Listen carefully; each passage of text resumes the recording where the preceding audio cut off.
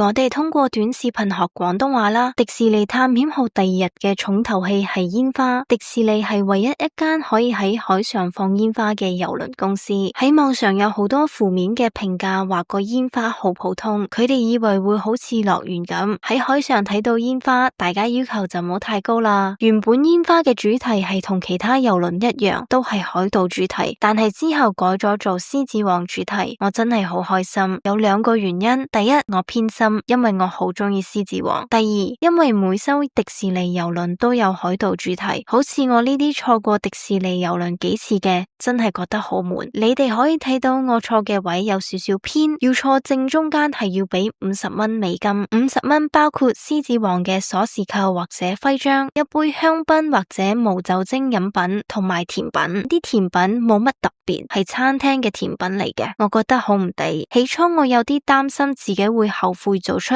唔買貴賓位嘅決定，但係今次行程淨係有4000幾人，一啲都唔逼，所以體驗感好好。